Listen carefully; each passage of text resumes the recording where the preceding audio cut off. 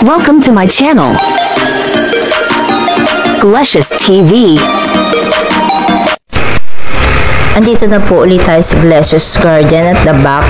So, i-check naman natin yung mga tinanim nating melon ng mga nagdaang araw. So, eto na po siya. Malaki na po siya. And yung isa pong melon doon sa pangatlong sako ay namatay. So, pinalitan ko na lang ng pakwan. Kumakapit na po ang aking melon sa mga trellis na maliliit na kahoy na inilagay ko. So, yun po inatutunan ko sa aking nanay nung maliit pa ako na ginagawa nga niyang tagapangan ng mga kalabasa dati kasi para daw yung bunga hindi lumapat masyado dun sa lupa para hindi mabulok. So, ito po yung pakwan ko. So, yan, medyo malaki-laki na and tingnan natin kung gaganda po siya. So, yan yung ipinalit ko doon sa melon na namatay po dito sa area ito. And then, may makikita po kayo ng mga leaf liner. Yan talaga ang kalaban ko. Napakaraming leaf liner lagi. So, dito sa melon, may tinanggal na rin po ako mga dahon kasi over na sa leaf liner. So, ito yan ang pangit na. Baka makalalim pa masyado doon sa ibang dahon. So, ang ginagawa ko na lang po is yung minamano-mano ko na lang pagpatay niya sa leaf liner. Yan. Tinitiris ko na lang siya. Kasi ayoko masyadong gumamit na insecticide.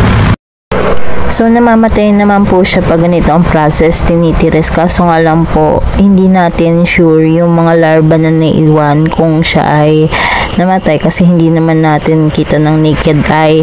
So, ang gagawin natin, kung gusto nyo makasigurado talaga 100% na namatay sila lahat, pati yung larva. So, ang gagawin natin is susunugin. So, dadamihan ko pa para kasi medyo gagapon na ako pa yung mga kahon para dun gumapong ng gumapang. So, diligan na po natin para ma-refresh po ulit sila kasi sobrang init ng panahon. Ayan. Yun nga po palang pakwan na yun is yellow yung laman. Maganda siyang klase. So, tingnan naman natin itong patola, yung development niya. So, i-check natin. So, yung isang araw, nakakita tayo ng dalawang bunga. So, ito na siya. Parang hindi siya tutuloy. Yan, nagba-brownish na siya, nanilaw na. So, yun pala ay hindi tutuloy. Yan. So, sayang. Pero siguro dahil bata pa nga, kasi ang late-late pa naman ang halaman nating patola. Kaya, nagtaka ako bakit may dalawang bunga na agad. So, parang imposible naman na bumuo nga agad. Yan, liliit pa ng dahon. So, siguro nga, dahil nga bata pa, hindi pa talaga tutuloy yung bunga niya. So, ito, may nakita akong isa na parang tutuloy ang bunga niya. So, ito, ang laki. So, pag ganun palang maliliit, hindi natuloy. So, pag ganitong malaki, tutuloy siguro to. Yan. Ito ang magiging kauna-unahang bunga nitong patolang ito. So, ito is bata pa rin naman. So, yan. Kita mo, liliit pa ng mga dahon. So, bumunga na agad. Kaya, thanks Lord.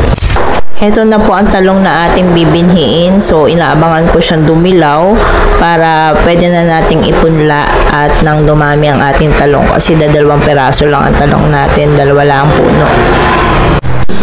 Check naman natin itong kamatis dito sa part na to na may mga gabi-gabi. So, yan po. Ang kamatis natin medyo may bubulaklak na. So, titingnan natin kung tutuloy na siya ng pagbunga. So, itong isang ito is may sakit. So, hindi ko alam kung gagawin ko din ko ari ipuprune ko kasi may sakit. Tingnan ako lang ulit. Ha?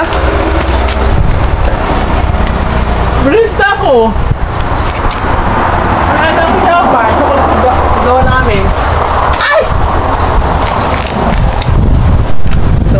So, ayan po, may mga bulaklak na po yung melon. Pero, syempre, bago pa lang siya. So, hindi natin i-expect na bubunga agad siya. Malalaki na. Melon.